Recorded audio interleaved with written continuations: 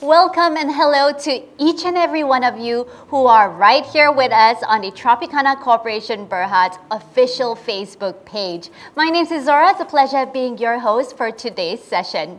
And for those of you who have just joined and you're wondering what's all this about, well, today is the 4th live session of the Tropicana 100 Extended Live Show series. And we are going to dive deeper right here today into the matured mixed development, or some of you may call it a transit-oriented development of Tropicana Gardens.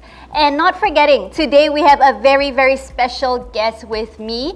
His name is Peter Yong, the founder of Mr. Money TV, the very fast financial edutainment channel in the entire Malaysia. Now let's talk a little bit more about the focus property of today, which is Tropicana Gardens, developed by one of Malaysia's top 10 developers, none other than Tropicana Corporation Berhad. And it has a mixture of residential as well as commercial elements. For some of you who may have been to Tropicana Gardens, you'll also notice it has a 1 million square feet shopping mall, which is now already open, and a direct connection to the Surian MRT station.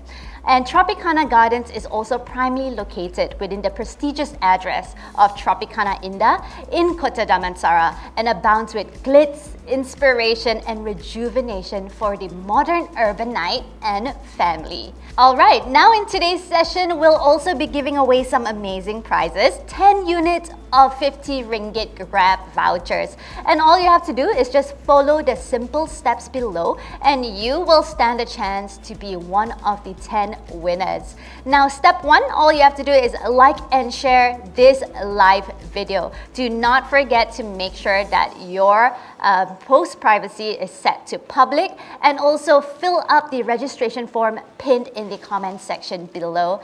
And step 3, participate in the Q&A session. We want to keep this fun and engaging, so do engage with us throughout today's session. Besides that, for those of you who have filled in the forms, you will also be eligible to participate in the finale, a grand lucky draw.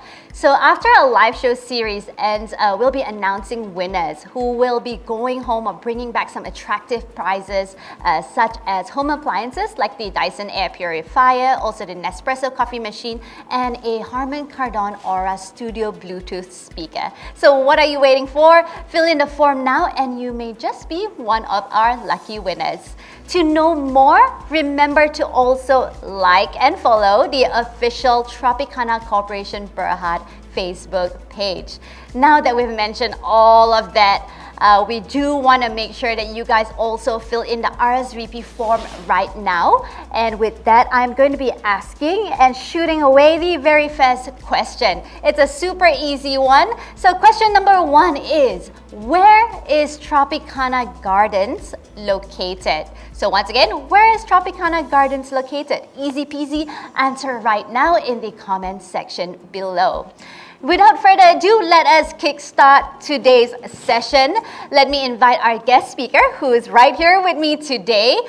Some of you may have already watched his channel, Mr. Money TV. So with me is the founder of Mr. Money TV. Let us welcome Peter Yong. Hello. Hello, hi everyone. Thank you very much for having me here. Thank you for being here with us, right here with us today. And we're going to pick your brains today to give us great, great insights. And I think for those of you who are actually tuning in, don't forget to actually ask questions. You only get Peter for like an hour or so today.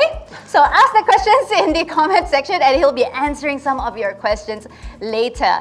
But let me just formally introduce you once again, right? So I've mentioned earlier, guys, that Peter is the founder of Mr. Money TV, the very first financial edutainment channel in Malaysia, believing that financial literacy could change the future of one's life. So with more than 10 years experience as a financial planner as well as advisor, and also through his creative storytelling process, Peter simplifies complex financial concepts into really informative content that people can act upon. So Peter, perhaps why don't, let's just get it from you, right from the horse's mouth. Can you just share with us a little bit about Mr. Money TV and what is it all about? All right, yeah. Firstly, thank you very much once again. Yeah, and yeah, I mean, Mr. Money TV is something that we started about 2 years ago. Yeah, so I have a 10 years experience as a financial planner. So along the way, I learned that many people need good financial advice, but not many people can afford a good one. Because to hire a real financial planner, someone who's good at what they do, very often involves a fee. But for many people, paying a fee for advice is not a viable option. So 2 years back, we decided to just put up free advice on the internet itself, on YouTube, since it's free, right? Right. Yeah, and let's see how it goes from there. And it caught on, and people enjoyed it, and yeah, here we are today. Yeah. So who would you say, like, who is your typical target audience for Mr. Money TV?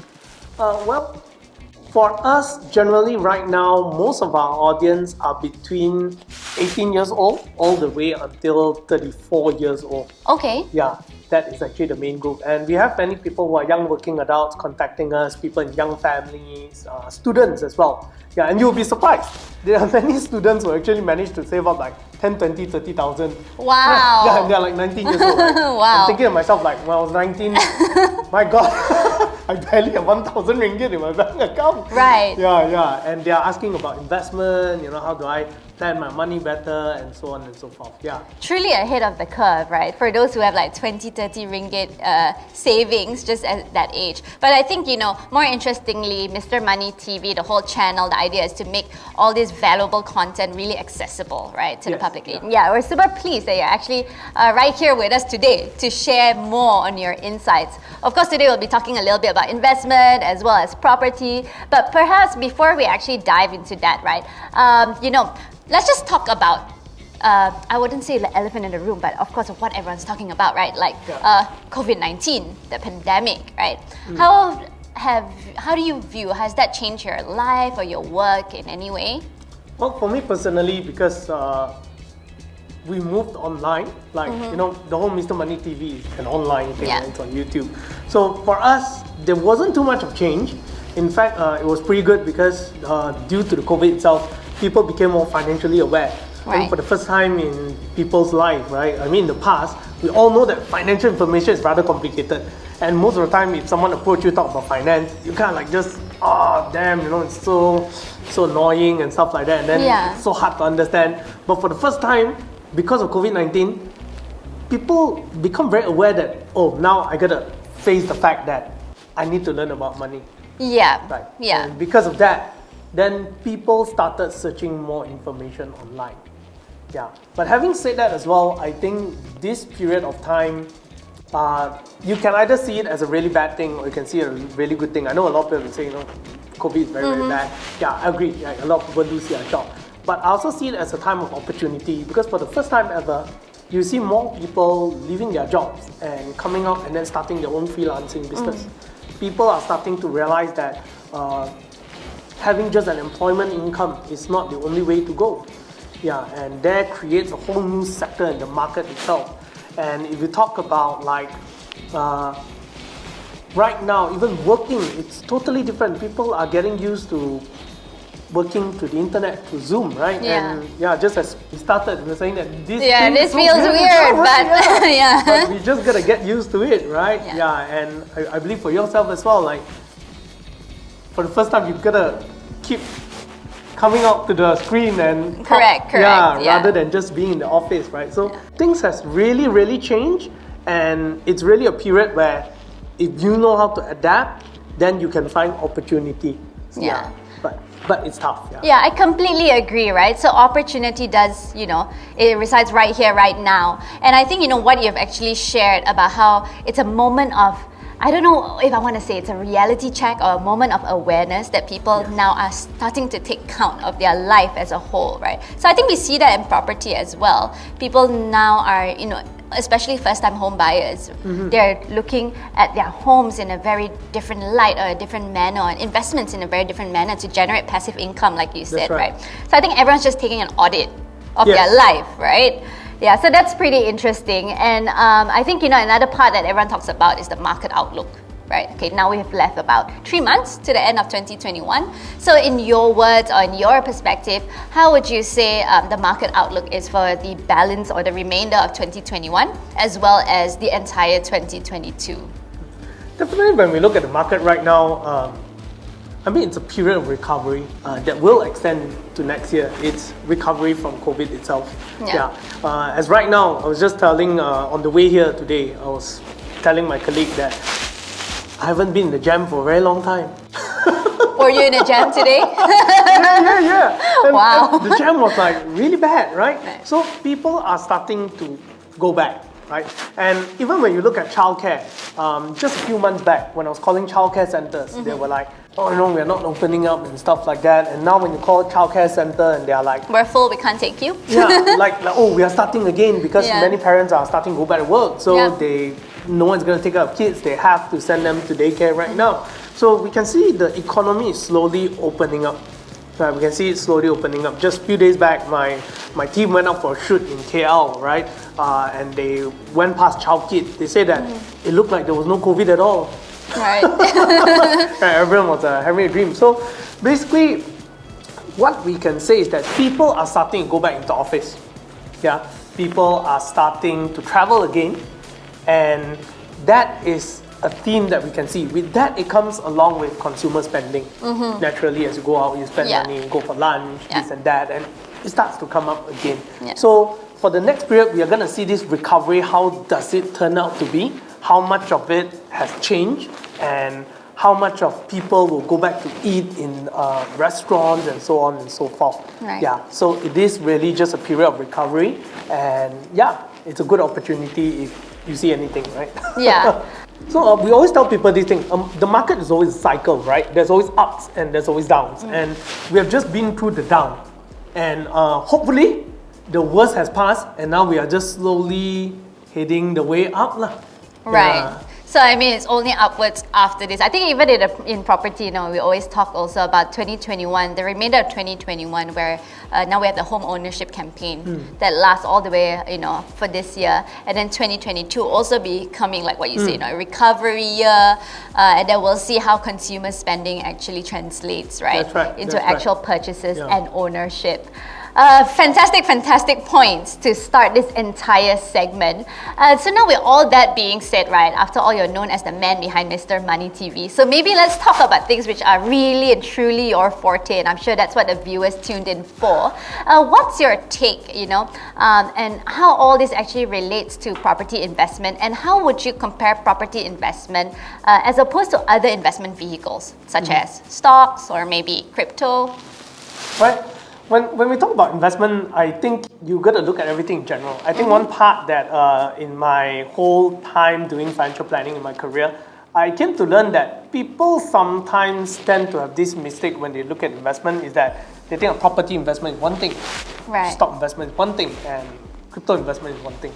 But actually, not really. You think about it, right? Unless you're ultra rich, you're really like having someone taking straw of each part. Generally, for us as a normal middle upper, or even if you're in the normal T20, the thing is that you are trying to accumulate wealth for a reason. Like maybe it's for your children's education, maybe it's for retirement funds or whatnot. And that should be more important than the type of investment that you're looking at. So you're saying like the goal should be more important, the objective. That's right. So put it this way, right? If someone were to tell me that I'm going to go retire by next year, and I want to generate a passive income for myself, then I'll definitely tell you that property investment is a very good investment because you can rent it out, generate passive income. Right? Then if next year you're going to retire and you tell me I want to create an income, and then you say, Peter, should I invest in the stock market?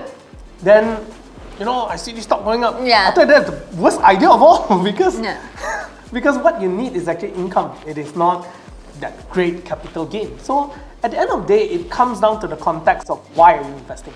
What's your purpose? So when you find out your purpose, then you look at the particular instrument that you want to invest in, then you match it to see whether it matches or not. Certainly in last year itself, there were a lot of excitement in the stock market. there were a lot of excitement in cryptocurrencies, right? Yeah. Suddenly people that you see never ever spoke about investment. Yeah, they are straight away experts. diving into it, right? right. Yeah. In fact, I did a test. The day I went for a lunch somewhere last year. There was an opening for the Emcee was lifted. Right. Then I went out for lunch lah. Yeah, and I purposely talked about stocks very loudly just to see what they respond. Like from strangers, like from people nearby. Yeah, so it's like I was at this table talking to my colleague, and Okay. we purposely talk about stocks very loudly. We say, see what other table will join in the conversation. And true enough, as we talk about stocks very loudly, the other table, they started talking about their investment in stocks as well. Oh yeah, I bought that, and so on and so forth. Wow. Right? Yeah, but coming in this year, you will know that if you speak to more people, like in our case, a lot of people text us, we also noticed that many people actually lost all their profit from last year. Because the stock market is not as exciting right now. Yeah. It started to resume back to normal. Yeah. Everyone thought that the sudden going up Surge, and, yeah. the surge is normal, but actually it's not. Yeah, it's not, Yeah. right? Now, the point that I want to make here is this, is last year made everything look very exciting. Yeah, but that is just last year. It is an abnormal year. Yeah. It's not something that's normal. If you're going to base last year's condition and judge every instrument and say that like, oh, because last year stock was very good, so I should that's just the carry best on investment and in the just world, replicate. right? Yeah. Yeah. And like crypto was very good, so that's the best investment in the Yeah. world. And you use that exact same snapshot and judge it forward to judge different instrument, you may be in for a huge trouble. Yeah. Yeah, you may be in for a huge trouble. Right. Yeah. So all of you out there, so here, this is like golden piece of advice, right? Play and play carefully also, probably. So now let's just dive a little bit deeper. What is the first thing to actually look at? You know, if we're just going to bring it right back to property, would you actually look at property as, oh, this is only purely for own stay? You know, it's something that you mess around only if you want to live there? Or would you say it's actually, you know, very viable for an investment? And if so, for what sort of profile of investors? Personally, for those of you who have watched my show before, they will know that actually I started in property investment. Ah, Yeah. all right. So I did not, I started in stock investment in the beginning for a few months, but Okay. after that I bought properties as my main investment. The main reason is because of the ability to leverage. Okay. Right. I mean, like if you were to invest in the stock market, you got 10,000. That's all you got. 10,000 is 10,000 lah, yeah. Yeah. But if you got 10,000, you can buy a $100,000 house. Yeah. Right. So that's 10 times the leverage in Yeah. that sense. Now, and so as a as a beginner, when you want to first start investing, especially when you're looking at properties, you need to understand the number one thing is this: do you have the cash flow to continue paying, regardless? So I like to tell people this one thing. If you're going to buy a property and you need to depend on rental, only you can pay for the property, then perhaps you shouldn't take that move because Okay. you're not financially capable yet, right? So you have to be able to pay for the installment regardless of whether you have a tenant or not, Right. right? So having said that, that would talk about the next part that you asked me, should I have a very specific strategy? Yeah. I personally think that generally everyone, when you first start investing in a property, you need to have a very clear idea of what you want, right? Do you want to buy the property to live yourself? Do you want to rent it out? Or do you want to buy it for capital gain? Because these three reasons have very different qualities. Right? When you talk about the first one, right, you want to rent out to people. People who rent property wants convenience. Yep. Yeah, no one will rent a very nice bungalow all the way in Nilai Yeah. because it just doesn't make sense. That's why I buy, right? Yeah. Yeah. Then number two is that if you want to buy a property to have capital gain, then usually a lot of people say that landed is better, or either if it's not landed, then you make sure your location is super golden, Yeah. right? Yeah. Great neighborhood. Yeah, great neighborhood, Yeah. super mature and stuff like that. So then last one is about staying. Staying is subjective lah. Some people like Yeah. Correct. So I got no comment Yeah. about that, right? No, but the point is this: if you have no clear reason of why you buy a property first, and your answer is, if I can't live, I'm gonna rent it out. If I can't rent, then I sell it. It means your property is neither desirable for rental, nor is it very desirable for someone to stay, buy yeah. for own stay. So then the price is in the middle, you know. Now I'm not saying that there's no properties that are like that. There are. There are, but usually it's not often. In that case, it has to have like at least one greatest thing is that super near to MRT station, right? So you must have some sort of like golden guarantee because of that location's advantage. Then you can still talk about this. If not, then generally you better make sure you have a very clear goal. All right, super strong USP. I think you mentioned location a bit, right? So for location, you also mentioned, connectivity in the form of an MRT. Aside from all of that, like what are some of the other, you must look at criterias for, in your head, a good location? What are the important checklists? For me, definitely the first checklist is the place has to have population. Okay. So everything comes down to this one word, population. Because if there's people there, then the price will go up. Got people there, only got rental, right? Yeah, correct. Like, let's take, I'm a PJ boy actually, so I've been growing up my life passing by Tropicana, originally the golf club, right? So it was always a prestigious development, right? And what makes it really interesting is the fact that if you actually look at it, the thing is that as long as it's got people in that place, people keep going to that place, then you got shops. Yeah. Then people will sell food there. Then there's activities. When there's activity, then people will want to be near activities. That's when you can have higher rental income. Now, so the population is the main drive, right?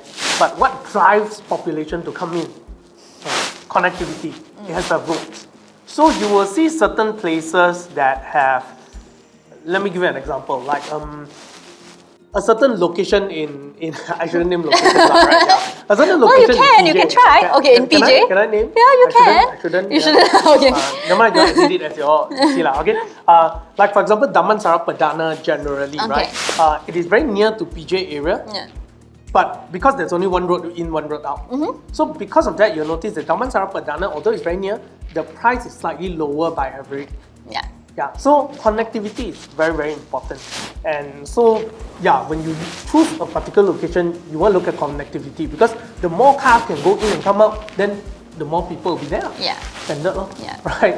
And number two is that other than roads, public transport.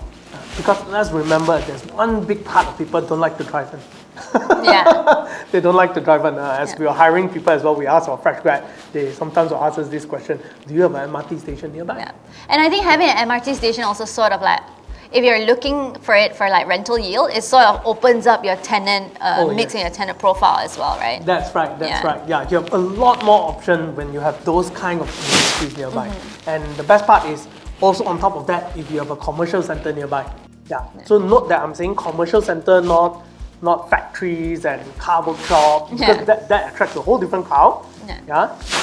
You want to look at commercial center because commercial center are where people go have their lunch, they go and have a drink, they have social activities and so on. And naturally, people who can afford this kind of lifestyle are people with purchasing power and they have the money to pay for higher rent, they have the spending power. So therefore, because of that, the property in that vicinity usually can appreciate much better. So these are the few things that I always take into account. I think that is a very, very good point that was actually shared, right? Population. I like the part where you say, it having just a prime location or a prime address will not make it a hub, right? Like you need connectivity, great infrastructure and amenities surrounding it as well. And I think this brings up points, that Edelweiss at Tropicana Gardens, an integrated development, actually checks all of these criteria and all of these boxes, right? You look at the 1 million square feet shopping mall that's already open, has great tenants and has great, I would say, retail mix as well with Village Grocer, the largest Starbucks reserve. So these are all like key drivers also for activity and to have that excitement and that buzz within the space, and not forgetting the connection, right, to the Suran MRT station that allows you to go places from Tropicana Gardens itself. So suddenly, like Kuala Lumpur City Centre is not too far away, even though you're staying in PJ, you're well connected to all the various hubs or hotspots in Kuala Lumpur as well as Greater Klang Valley.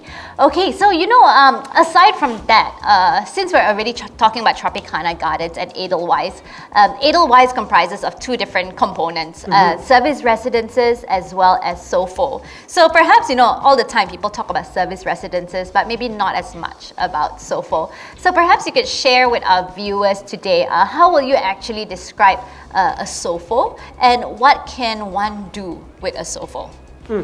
I think over the past few years there were a lot like SOFO, right? Yeah. Some people get a little bit confused, but generally I like to put all the technicalities aside. The point is this: it is basically a unit that can be used as both residence and also as a commercial space. Right. That is actually the whole point of it. I mean, we're going to put aside all the legal parts and so on and so forth.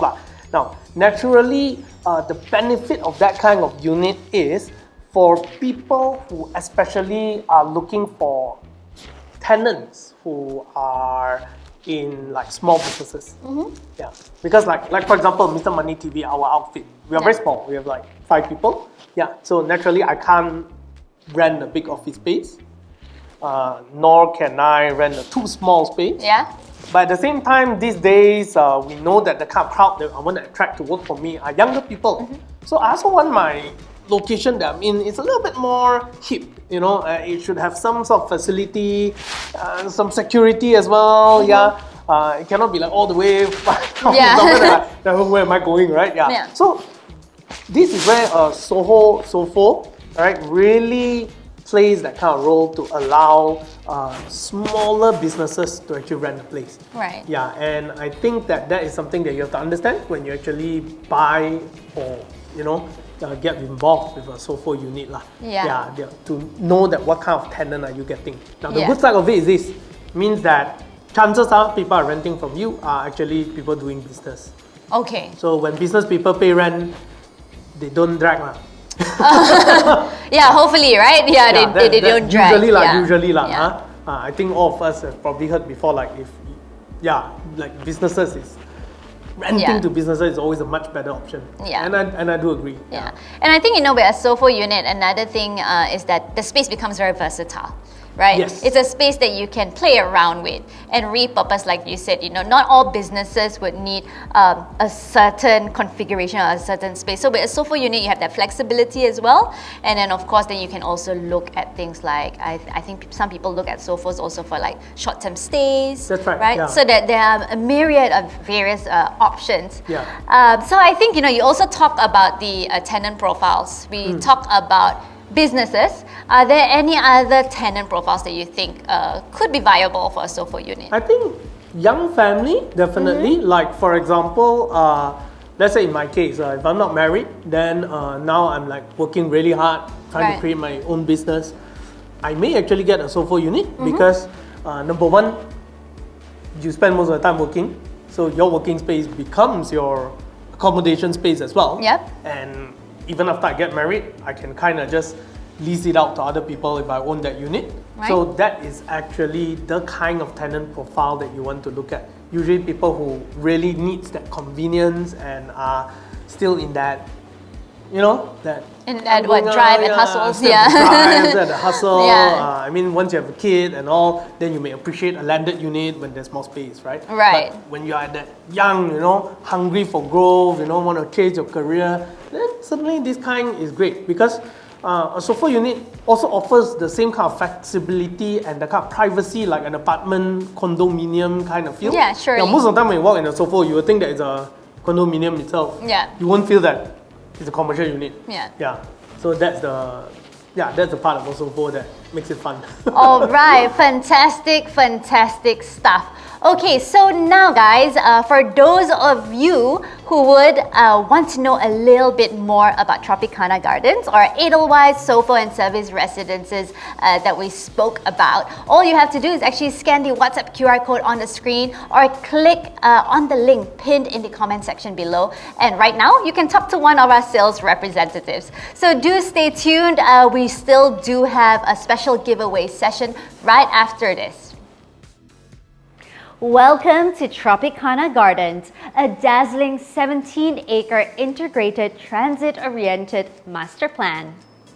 Encompassing a flamboyant mix of residential and commercial elements, the landscape comprises of service residences, a 1 million square feet shopping mall called Tropicana Gardens Mall, an office tower, as well as a direct connection to the Ixora Ang MRT station, all within the pulsating address of Tropicana, Indah. Tropicana Gardens is strategically connected via the NKVE and LDP expressways to key areas such as Petaling Jaya and Kuala Lumpur, with upcoming MRT connection further enabling a lifestyle of accessibility and convenience. Edelweiss Sofo and Service Residences by Tropicana Gardens is just adjacent to the now open Ixora Ang MRT station, which is just one station away from Mutiara Damansara and Kota Damansara.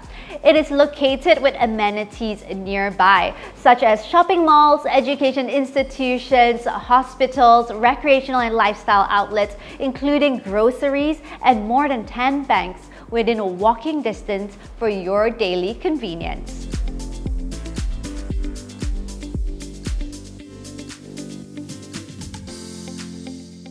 Edelweiss Sofo and Service Residences at Tropicana Gardens is an integrated mixed development launched in the year 2019 and is expected to be completed in the year 2024. Edelweiss consists of 52 stories with a total of 1,027 units, which is split into 397 units of Sofo and 630 units of service residences, as well as a 2-story retail space. It is suitable for both own stay, commercial usage, as well as investment purposes. Now, come, let's take a look at the show unit. We are now in the Type A service residences, which span 692 square feet. It comes decked out with a free digital door lock, air conditioning units, kitchen cabinets, hood and hob, washer and dryer, as well as a smart home system, which comprises of a smart home hub, door sensors, aircon controllers, as well as a smart socket. Now let's take a look at the living room. So this is where you would be spending your leisure time watching television or reading a book.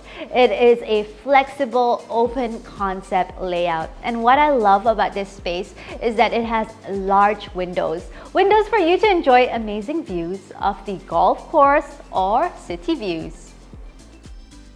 Now for those of you who want to whip out the chef in you, take a look at your kitchen and dining area. Right here, it comes fully fitted with a beautiful kitchen cabinet as well as the hood and hob. But not only that, it has ample of space for a small family to dine in style. Right here is the master bedroom, the space whereby you get to retreat to your slumber after a busy day out. It is large enough to fit a double bed, wardrobe, as well as dressing table. But my favorite part is the beautiful large windows, whereby it allows plenty of natural sunlight to come through. Right here is the ensuite master bathroom, complete with a WC and shower area that is separated. Now let's take a look at bedroom number 2, a second room for another person to stay, or perhaps your children, guests, or visitors. Or you could even transform this entire space into a study area or a working room. Also, it does come with beautiful large windows as well. There you have it, Edelweiss at Tropicana Gardens. Right here at this address, everything that you could want, wish, or dream for is located within easy reach. Imagine just going downstairs to grab your groceries at Village Grocer, or enjoy a great cup of coffee at the largest Starbucks Reserve. What more could you hope for? Or maybe a pampering spa session at one of the spas and salons below, or spend quality time with your family or friends at the trendy restaurants. Now, if you'd like to explore other hotspots within Kuala Lumpur or Klang Valley, all you would have to do is hop onto the MRT, as the Ixora Ang MRT station is located right at your doorstep. Now, right here, Tropicana Gardens, the true pulse of Petaling Jaya and Tropicana Indah.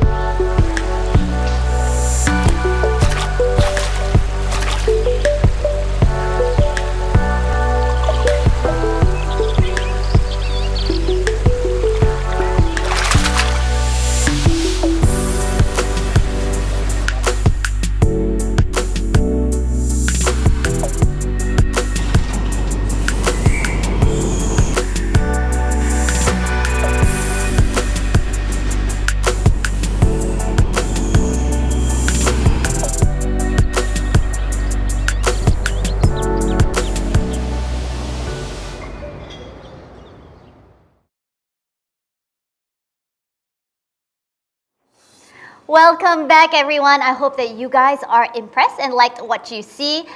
So what I've taken you through is actually one of the show units, or rather one of the service residences at Tropicana Gardens. So if you'd like to know more, you know what to do by now. All you have to do is scan the WhatsApp QR code at the bottom or click the link pinned in the comment section below and talk to one of our sales representatives right now.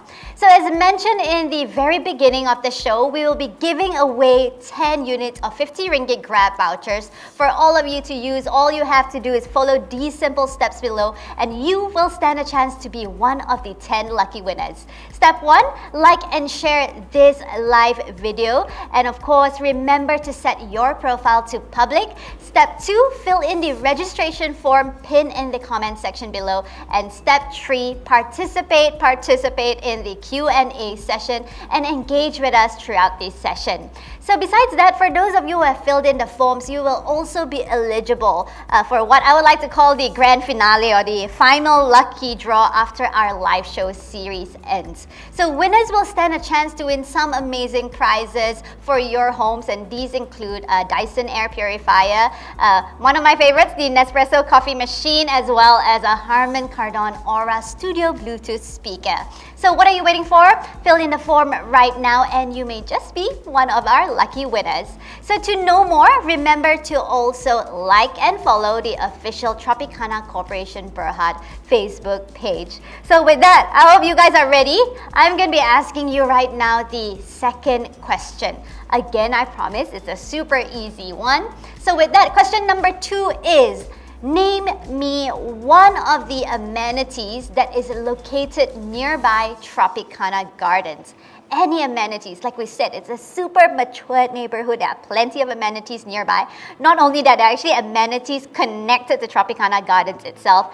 Any of those answers would be right. So name me just one of the amenities that is located nearby or at Tropicana Gardens. Okay, with that being all said and done, for those of you who have just joined in, wondering what is going on, well, first and foremost, welcome. We have a very special guest with us here today. His name is Peter, the founder of Mr. Money TV, right here with us today. And for those of you who are watching our live now, if you have any questions at all to ask, feel free to actually put them in the comment section below. We will be going through and picking up some of your questions later on in this segment. And Peter himself will be answering your questions. So shoot away, all right? Okay, so Peter, now, I think there's no live show that you don't mention the word millennials. It's like a buzzword now. Oh, what do millennials think? What do millennials purchase? So I've got to ask you one question related to millennials as well, right? So some people, especially millennials, or so they say, right? They prefer to rent. So meaning they would choose to rent rather than buy or own a property. So what's your take on this? Should they buy? Should they rent? Should they do both? What's your opinion? Again, I think that comes down to personality and what they really want. There's pros and cons in both choice, right? There's no wrong answer. I mean, if you look at somewhere like Hong Kong, most people rent because it's just not affordable to buy anything there, right? On the other hand, if you're talking about buying a property, very often you need to put down a down payment, you need to pay a lot more upfront fees, and you got to maintain the property, right? And when you rent a house, what happens is that it's clean. You just pay the rental, everything is taken care of. Even if the light bulb is spoiled, you just call your landlord and say, hey, light bulb spoiled, I can come and change it, right? So there's no other commitment in that sense. So because of that, it makes it much easier and flexible for someone to move around, right? Now, having said that as well, then I did this comparison before between buying a property and renting a property. Now, let me just say about the risk of buying first. So if let's say you were to buy a property, certainly the risk is the upfront payment, right? So the question is, do you have that upfront payment? If you don't have the upfront payment, then no, or you gotta lend money from people or borrow money from people to. Then please don't, right? Then don't, right? Now, number two is that your property. One thing good about property is it's proven to be a inflation hedging tool. At the end of the day, it will at least beat inflation. That's as low as it can go. So someone asked me a question the other day, like I'm about to buy property ABC like that, and provided in a good location, right? What's the worst that can happen? You beat inflation, no? That's the worst that can happen, right? If it's good, then it definitely go way better. I mean, there's a lot of factors that are involved, right? On the other hand, what if I don't buy a property, I just rent? Yes, sometimes renting a property, you can get a much cheaper price than maybe paying installments sometimes, depending on location again and so on and so forth. But what gives you the benefit is that access to that pool of cash. So assuming if I need to pay 100,000 as a down payment, but right now, because rent, I don't have to pay the 100,000, then it comes down to a question of, do I know how to use this 100,000 wisely? The truth is, if you were to just put this 100,000 into your saving bank account, then my advice to you is might as well just buy a property because at least it will increase in value. But if you really know how to make use of it and invest, and you get like super good returns, then you can be even way richer than owning a property. But if you lose money, then the story is the other side So I always tell people this, like, so having that access to the pool of cash, the best scenario is you become way richer. But the worst scenario is you have no house, also you got no money. So you are taking a little bit more risk, but you need to be very wise in how you manage it. Now, on the other hand, the thing is this: for someone who already owns the property, they are a lot more secure. Now, the truth is, by the day it comes down to the day that you are about to retire or when you have a family, especially as Asians, most of us would prefer to have our own homes to settle down. So you're kind of like taking a bet that by then when you buy a property, you can buy a good deal by then. But this is the area that we can't control, because let's say 10 years down the road, I'm going to get married, have a kid, right? I can't guarantee in that next 10 years, is it going to be a property boom or not? If just nice in that 10 years is the property boom, which the price actually went up more than normal, sorry, you are going to buy a property at a much higher price. Correct. So generally, I would say that if you have no money, rent. But if you have the kind of excess money and you make your calculation, you know that it fits right in your budget, that it doesn't give you that stretch, then owning a property gives you some sort of security. So it really comes down to your personal financial situation. I completely agree. I don't think like you can just lump it all together, right? Millennials should buy, millennials should rent. And I think you brought up a good point about when people are trying to start families and settle down, needs may change, right? I think a lot of times people forget, like millennials nowadays, they are already at an age that, or at least quite a big chunk of them are already starting families as well. But it also depends on your own financial profile and how they would want to invest or own, within their means. So I think great stuff indeed. Thank you so much, Peter. And now it's come to probably my favorite segment, where I just need to read off the screen to see what are the burning questions that the audience has for you. So guys, this is your final chance. If you do have any questions, please do type it in the comment section below, and we will be randomly picking some of the questions to answer. Okay, I'm just gonna take a quick look at the screen. I think we've already got our first question. And the first question for you, Peter, is how would you advise an amateur with no investment knowledge like me to start investing? Are you sure you're amateur? or the audience. The audience is an amateur. The audience, So I'm reading their question.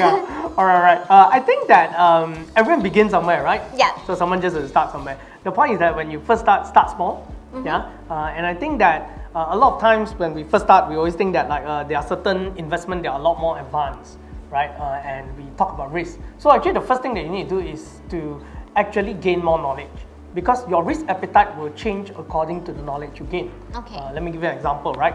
For a person who is very familiar with the stock market, maybe for him, stock is pretty safe, but investing in property could be something that he feels dangerous. Yeah. For someone who owns a business, he may be more than happy to buy a land and build a factory because he's familiar with it and he don't see that much as a risk, but buying bonds is risky to him. Yeah. So the point I want to make here is this: at the end of the day, risk is very relevant to knowledge. And the best thing an amateur can do is actually to learn as much as you can, so you can understand the qualities of each different investment, then make your judgment on what's suitable. Rather than just saying that, I think I'm low risk, then I stick with this one thing. Because you only know what you know, and there's a lot of things that you don't know. True. So Very true. I think the best investment is the fact that just go and gain more knowledge, and you don't have to pay for expensive classes and whatnot. The internet is full of knowledge. Just go YouTube, check all the knowledge. Yeah. So I mean, for let's say for an amateur who wants to gain knowledge right now, and you mentioned all these free tools, or just use Google, right, or search on the internet. Do you have a certain regimen or a certain routine, how you should best learn? What are the things you should search? Is there a program? How do you even start? What if a person does not even know what to search for to gain knowledge? That's a very, very good question. These days, I mean, I mean, these days you're bombarded with knowledge, right? You don't even know where to pluck it from, That's right. It's that's right. I think the thing about finance is this. While it has a very general topic, but each individual has something different. What I would suggest is I think a very good one is Investopedia. It has knowledge about everything. So start by understanding business, right? Understanding the stock market, understanding the business. Go and Google business, how does it work? Understanding how buy and sell, the whole supply chain works. I think understanding how business works itself gives you a very good picture of a lot of things. Okay. A lot of things, a lot of other investment will suddenly make sense to you, because most of the financial instrument in the market was created to cater to the needs of business. So by understanding how the business runs, it's easier for you to understand the rest of the stuff. Right. So just go and Google, not business management 101, but entrepreneurship 101. Okay. I think that's good for a lot of people to know. Okay. All right, that's really, really interesting. Hope that we gave you guys some tips and answered your very first question. We're going to move on to the next question, and I'm going to be reading out for you right now, Peter. Many friends of mine are playing with crypto. What's your opinion on crypto? Wow. Loaded question, 2 questions in one. Crypto, I personally, I have to say that I also own crypto, and I enjoy investing in cryptocurrency. But everyone got a different style in investing in cryptocurrency, and at the end of the day, there are also a lot of scams and nonsense that also use the name crypto to make a buck out of it. So you've got to be very careful in what you're investing in, because not every crypto has its value.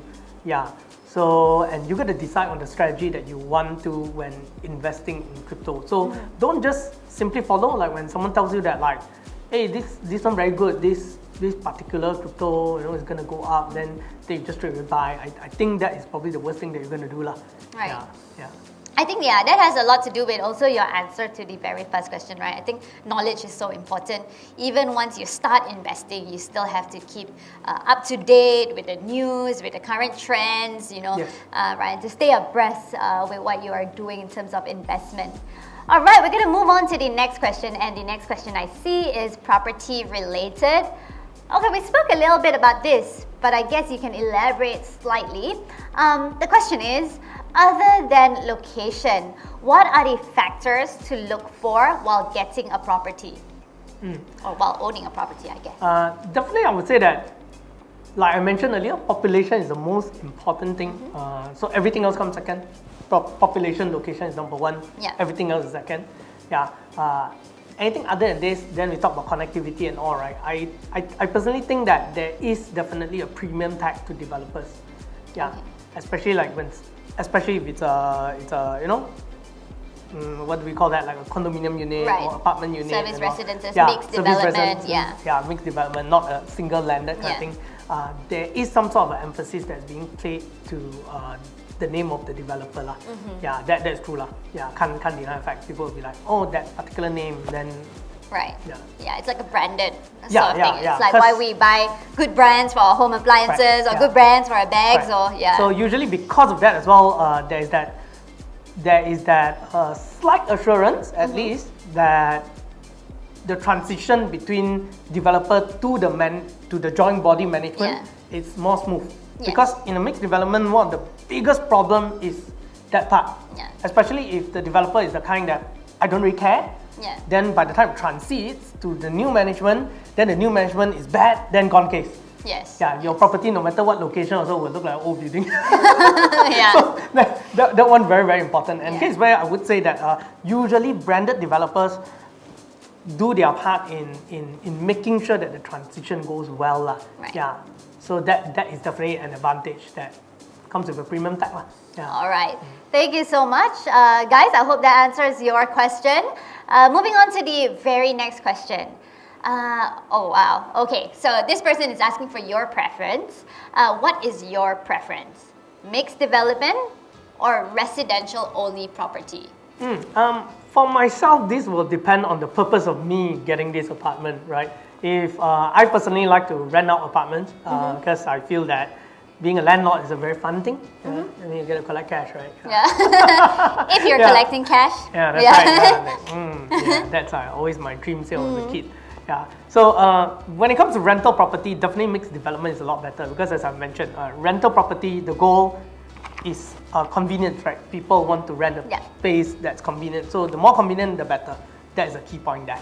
Now, on the other hand as well, certainly there are certain young crowds or expats and stuff like that who like to own the property in a mixed development area. And so you have like slightly more market there. Now, on the other hand, if I want to buy a property that is purely to have capital gain, especially if I know very clearly my target market is people who wants to live there, then I would look at residential only lah. Because put it this way, right? We always sell emotions. Yes. You're willing to pay more when it's emotions. Like for example, if you bring a person to a house, if the house is nicer, has a nicer view, I feel that I can raise my family here, immediately the fellow will be willing to pay a premium already. Yes, that's right. So these are the factors that you've got to consider. So the main thing, it still comes down to this, your own purpose. If you think that you're willing to pay more to stay in that particular place, then that is a very good reason to buy that place for capital gain purpose. Yeah. All right. Well answered. Okay, I think now we are down to our very final question.